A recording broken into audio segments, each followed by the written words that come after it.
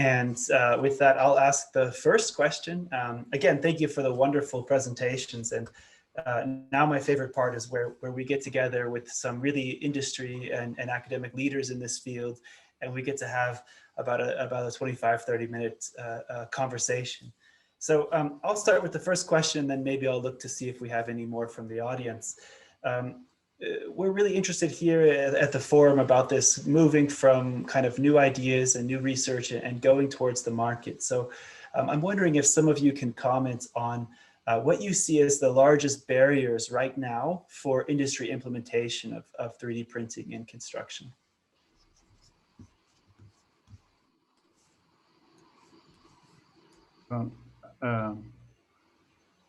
May I respond? Yes, please, Behrokh, start us off.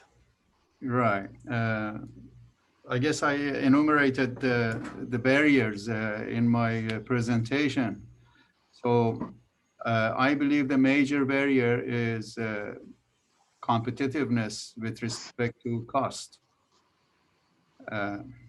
It is really not easy to compete with conventional construction. They can build everything pretty much. They have total flexibility. Manual work is very flexible. Again, they do not need much equipment, not much asset. They're very agile. And just competing with that kind of capability and competing economically is very difficult. That is what I think is a major barrier. That's Would anybody else like to add to that? Yeah, Agnés? Yes, I think I agree with Behrokh. When we approach customer, the first thing is, that's nice, but how much does it cost? And it's construction is even to the penny. They want to decrease the price, absolutely. But beside this, I had one very striking feedback from a customer, which is actually a customer of us. He just simply told me, you know, we are constructing the same way since 60 years, so we will not change from one day to another. So it's just a mental, for some people, is accepting there's a change. And he was really like, the price we were discussing were really the same. For him, it was really like just mentally the barrier of change.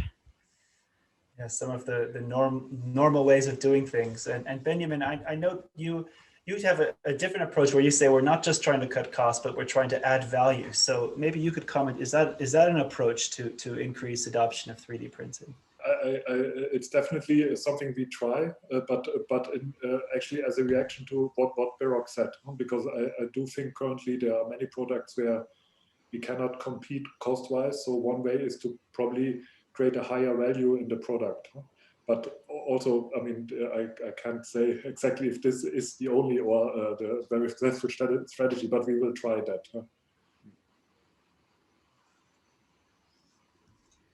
Good. Any other comments? Yeah, Luca. I guess, you know, Behrokh outlined it very well. The construction industry has very low margins, so they really have to work it out from the pennies. And what I've seen firsthand is also what we call workflow inertia. So they have an established workflow that involves you know, design, inspection, validation that is done in a certain time frame, and you have to fit into that. Otherwise, too many disruptive changes destabilize the status quo too much. We found a success or a successful engagement when the final user or the client was in pain, and we helped to achieve what was impossible to do with their regular workflow. And because at that point he was speaking on our behalf and championing another approach. Great.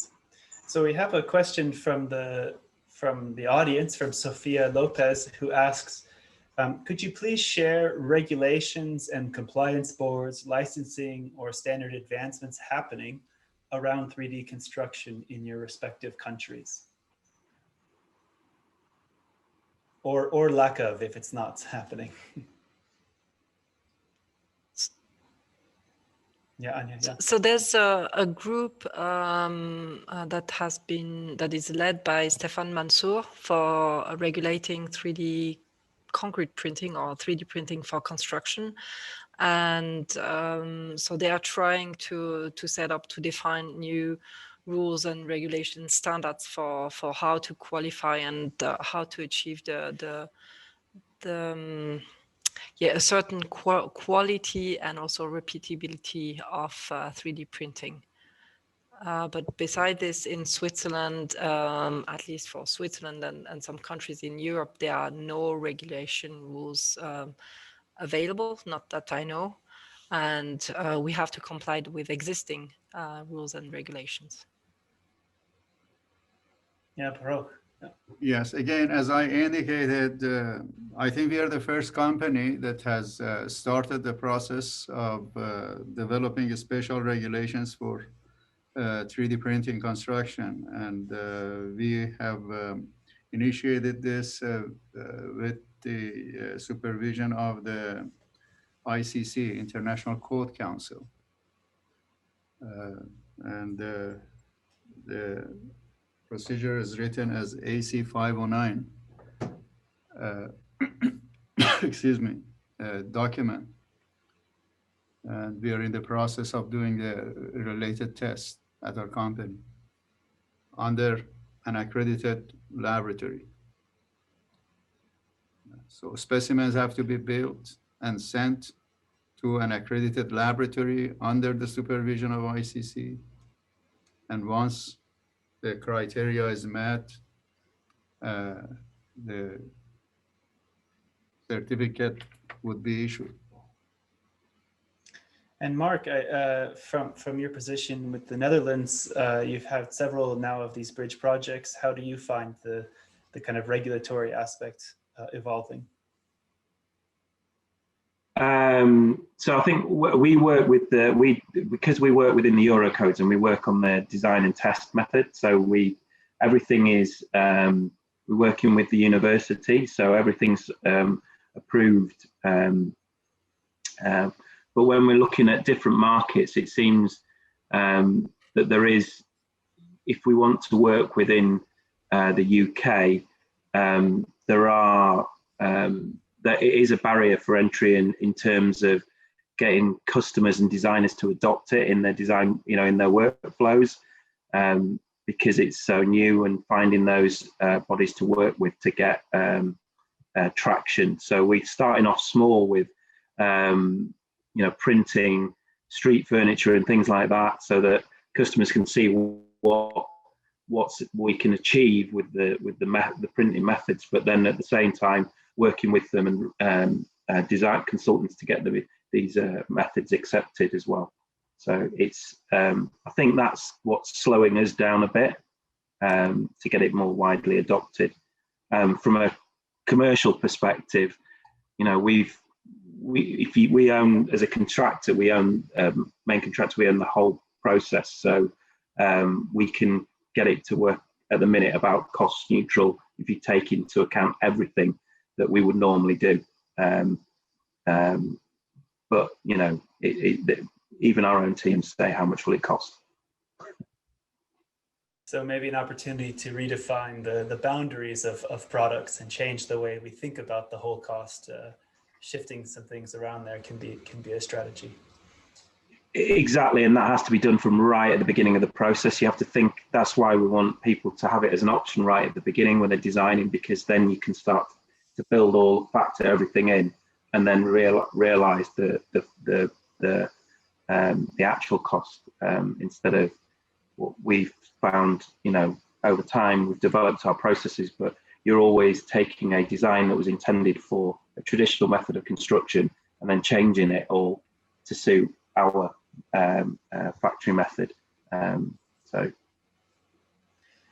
Great. And I want to have another question from Ricardo de Matos Camarina. I think it's a question that gets asked quite a lot at anything around digital fabrication or robotics.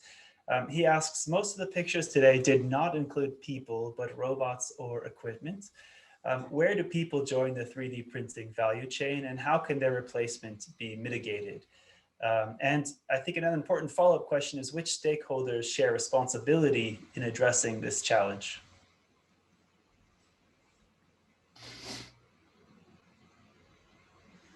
Hey, Behrokh, yes, give it a shot. Right. So this is a sensitive topic, and my opinion is that as history has shown, certain professions tend to be drastically impacted by emergence of new technologies. When I was doing my doctoral research, my entire dissertation was typed by a typist. There was an army of those people around. We didn't have personal computers, you know. There was a mainframe computer and we had very limited access to it. And we couldn't type. We were not sending emails or anything in order to get educated about typing. People now, because of the need, learn typing. And everybody does their own word processing and all. But anyway, that profession vanished as a whole. We don't find really typists anymore.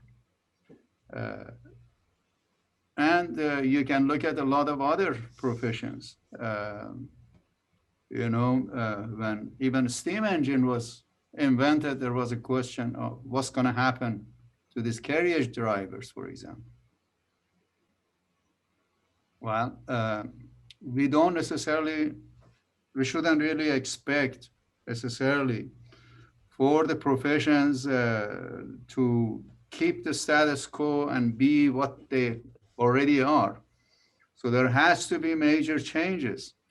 And there are always newer industries created, and the new education would be needed to do less of the muscle work and more of the mental work, more of the creative work. And that's where humanity in general is being directed. You know, even a lot of service work is being automated by artificial intelligence. And in the end, it is the creativity of humans that would be needed, because computers would be able to do everything else. And automated system would be able to do everything else. You know, what computers have not yet managed to do is creativity. You know, they're doing creative work. Not a single funny joke is made by any computer. But humans do that all the time. That's just Mark, one. Oh, yeah.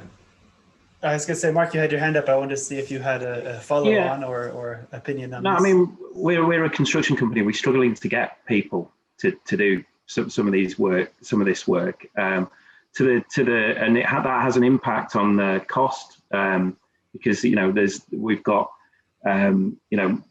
lots of work, not many people, prices go up. Quality suffers, all these things. So I think it's really an opportunity for us to fill the gap that there is in the industry anyway with these technologies. And we're working with, part of the mobile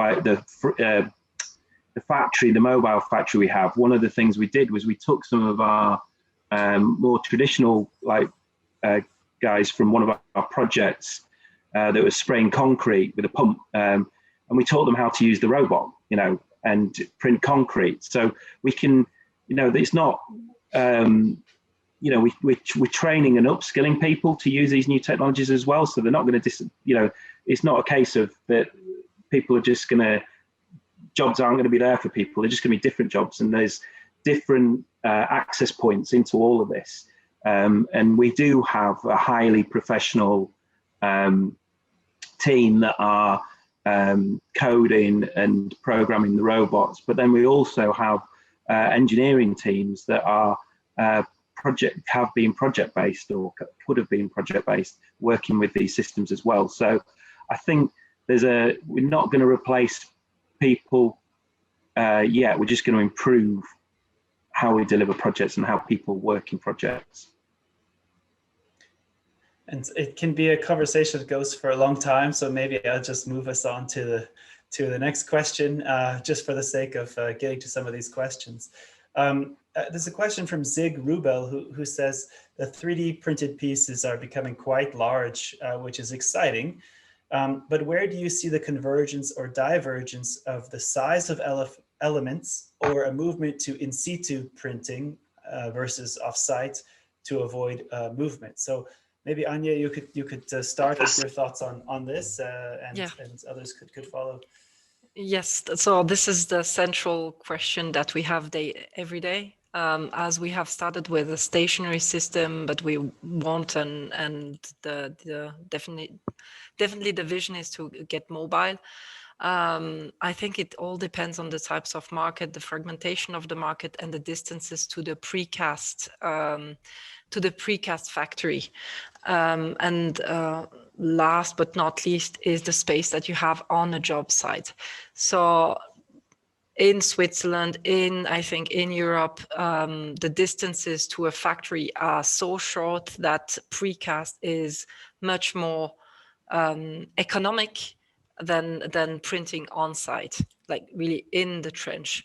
But probably at least economically, we did some calculation is from a certain distance to the precast factory, then it really becomes very interesting to either like move the precast factory on the job site or directly print in the trench. And this is really dependent on from my understanding, on the fragmentation of the market, the job site, logistics, or how much space do you have there? How long is the job site?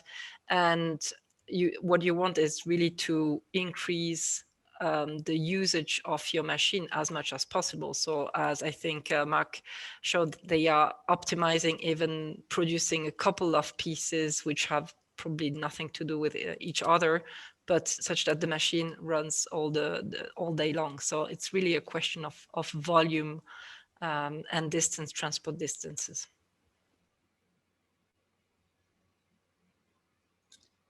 Anyone would like to add to that?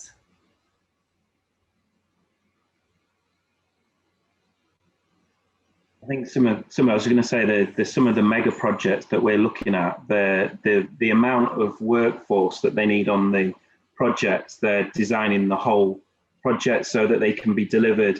70% can be manufactured away and brought in. So a lot of the logistics and delivery infrastructure is based around rail.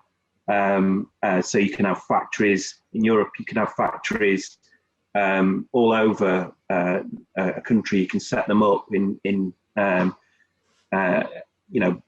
away from the project, but just deliver, produce elements and deliver them in by rail and things like that for some of the big projects. So that's another thing that we're looking at, is like having distributed sites for big projects as well. And a question then for Benjamin and Luca to shift slightly. It's one about sustainability, and we often hear about dematerialization. In fact, we heard it throughout all the presentations about dematerialization being the primary sustainability motivation here. But I also understand that, when you're doing 3D printing, you have to use certain specified materials. Could be admixtures, it could be more cement content. So is the trade-off working? I speak to cement, but I assume it's also similar with metals. Is the trade-off worth it? And how do we go towards this path of more bio-based materials, Benjamin, that you presented?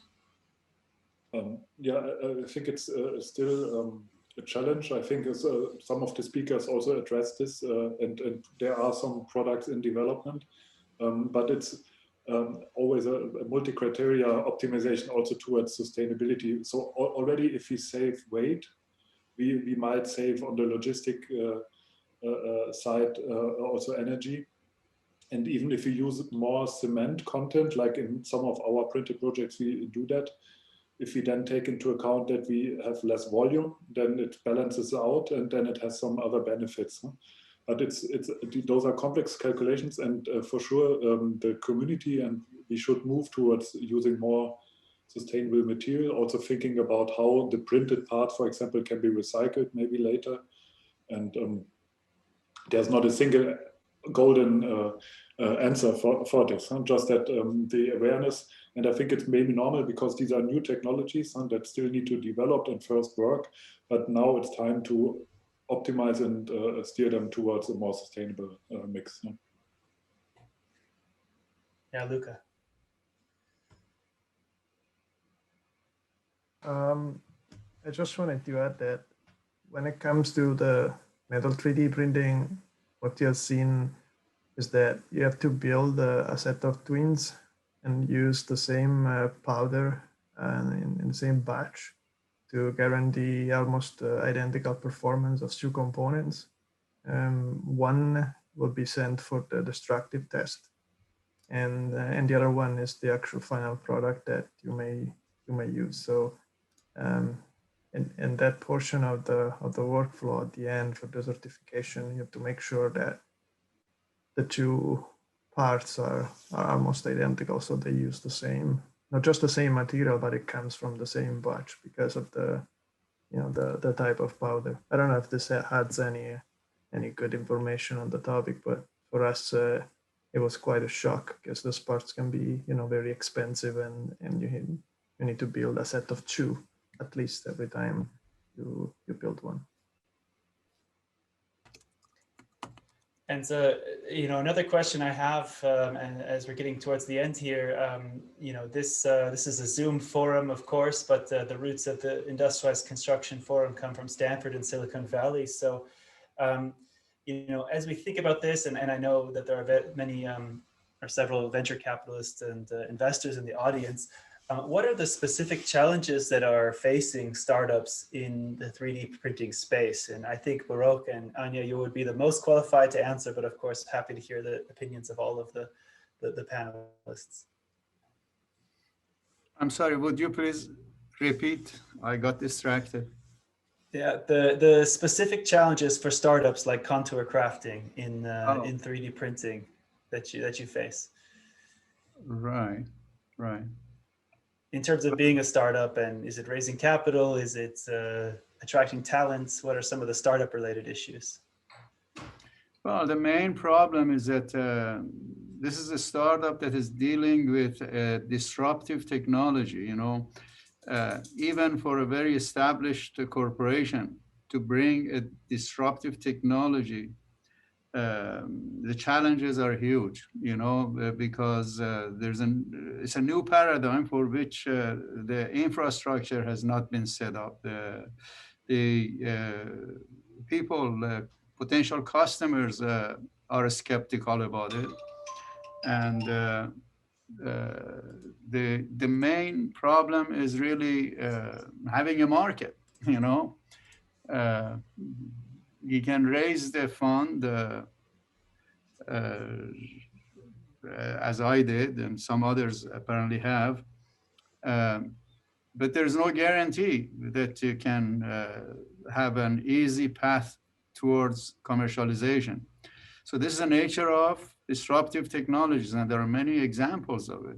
The jet engine was invented 40 years before it was first used.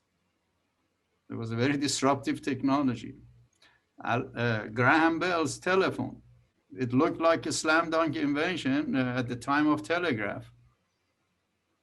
But there's a famous quotation by the president of Western Union. He said, when people have telegraph, who needs telephone?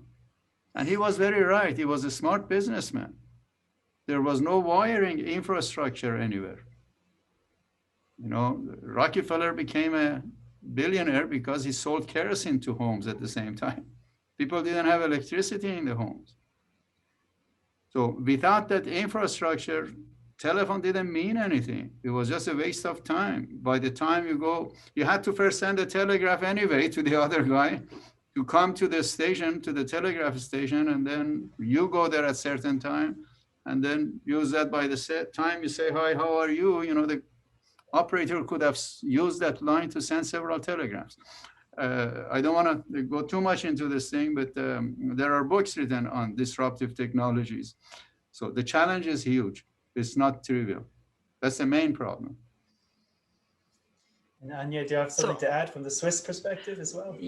Yeah, maybe not from the Swiss perspective, but from a different perspective, I would say. So for us, the technology is definitely not an issue to get on the market, because we are using sprayed concrete. If you talk to a person in construction, and we are talking to people from infrastructure, what we tell them is, look, you have been spraying concrete since 100 years. We take the same technology, put this in the hands of a robot, and make it better, control it like in every second we control it. So we have sold projects and product with, like, the customer never even had a look on our technology. He didn't care. What he was caring is about the final product. Does that meet my expectation and the cost? So at least for us, the technology acceptance here is not the case. And that's why we are looking at utility products. I know it's really not sexy, but this is really just a problem. We have a solution. The question is at which price and what is the speed? So are we able to deliver? Today, our first, and I'm sending maybe a call here because there's 200 participants, and I hope there are some students and with the entrepreneurial spirit. Our challenge every day is to find the right people to join the team. Because in Europe, we have people, so the startup or entrepreneurship mindset is really not developed. So the market for talented people is really reduced. If you add on top of this that you're working in construction, this makes even less attractive for many talent in startups and tech. So we are facing in Europe really this challenge of having a very limited pool of talents with the right mindset and the right experience of having a startup or working in a startup, combined with the construction. I would say people think that it's construction, and yes, it's true. We're working with concrete, but we are working with sensors, data science, technology, IoT, etc. So this is, for me, like, this is my everyday battle, is to really have the people motivation and the mindset to find the right people. It's a perfect promo for my talk after the break about academia and its role in training these people. So yeah. Thanks for the nice connection. Let me just add with the chance for you to give a final word. So, you know, I like to ask the question, where do you see 3D printing going in the next 3 to 5 years? And maybe each of you could think about that and give a short response. So just to call on somebody, maybe Benjamin, you can start us off. I mean, also looking at the presentation I've seen today, and of course I know most of the work also, I do think that we will have a really diverse landscape of 3D printing in construction. Hopefully it will gain more relevance also in daily construction, and we don't know how time-wise this develops. Behrokh gave this example of 40 years of wait time, hopefully not that much. But as construction and architecture is such a diverse area, I would see really a multitude of these approaches come to market and be successful there. Mark, what do you think? No, I mean, I think we have near-term scale-up plans to, you know, because we can see projects demanding, you know, customers want innovation and new methods in their projects. So we have, that's the good thing in our partnership, is that we have customers already, and we've been working with them for a long time to develop relationships and propose these solutions to them. And they're now starting to, that work is starting to bear fruit, and we've got projects in the UK coming up. You know, we've done in partnership with the ones in Belgium. So we can see there's a demand, and there's different use cases that we can satisfy. So I think we are in that, we've gone through a lot over the last 3 or 4 years. And I think we're in now that sort of phase where we're into sort of really productive phase, and with some good opportunities on the horizon. Luca, your thoughts? I'd say, I agree with Benjamin. The landscape was different, requests are different. I see the discipline, if you will, moving on different fronts. The components, the small components, the large components, and the full scale. And I guess as soon as the entire ACE industry will accept that for 3D printing, we have to switch from tolerance of centimeter to tolerance of millimeter if we want to build highly technological components.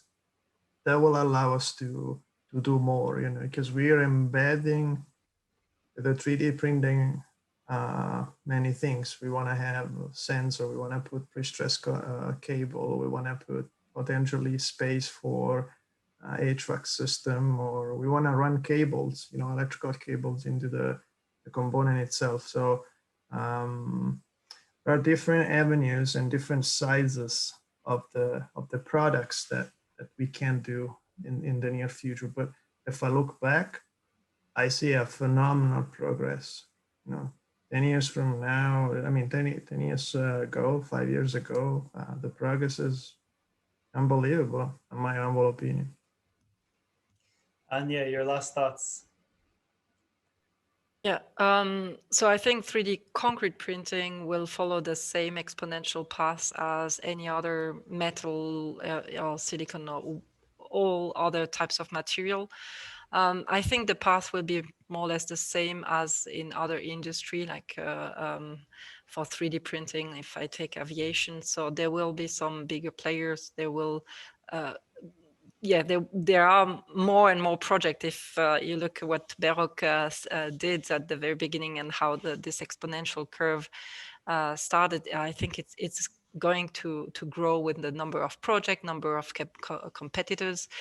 I think where we will focus and where I think there's a big challenge is in educating construction companies of taking risk and accepting to make mistakes, and that the investment is not an investment of material, hardware, software, but it's an investment of training the people. Like BEAM, like if you talk to a construction company that is adopting BEAM, it takes about 5 years to have the company really integrated with being people really trained and making money. And I think this is where we want to focus, is really pick up the most, like the early adopters that are willing to develop this training, understanding, doing mistakes and learning from this. And Behrokh, I saved the last word for you. So where do you think we go in the next 3 to 5 years? Yeah, next 3 to 5 years, I think, is the time where early adopters get into the market and take the challenge, take the risk. And that would be a great opportunity for the technology to try and find its weak points and focus on those. In my opinion, again, the weak point is economic disadvantage that it has. And for everything that 3D printing is doing right now, there are conventional alternatives. Prior to this, is exotic structures were made by carving using a router, a CNC, carving into foam and then pouring concrete in it. Much nicer surface quality, and there was a possibility of embedding all kinds of reinforcement structures in it. So, and there are still, I know companies that do that and they do a wonderful job. The competition is stiff, it's not trivial, but over time, of course, like all other 3D printing methods, this technology is also going to prevail, but it's not necessarily going to push any of the conventional methods out of the market. It is going to have its own niche. I think that's a great place to end it. Once again, thank you to all the panelists for the wonderful presentations. We are a bit over time, but I also didn't want to cut the conversation short because I think it's a fantastic one. There are a few open questions. So for the panelists, if you have time and you want to write, you can see if your name's on any of the questions, and feel free to write an answer. Now, overall, we are going to move to our networking session.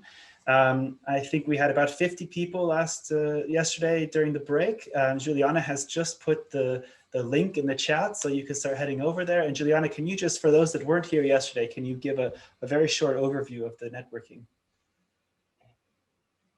Yes, so a big part of the industrialized construction forum when it's in person is the networking.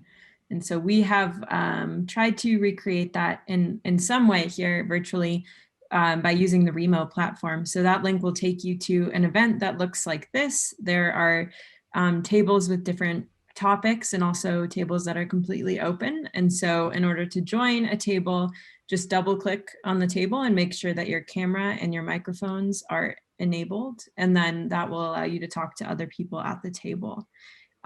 There will be 2 different floors for the event that are identical. It's just for the amount of people that join. And then there are also different initiatives highlighted that are within the realm of industrialized construction. So be sure to check those out as well. And I'll be available during through chat. So just go ahead and message me if you have any questions.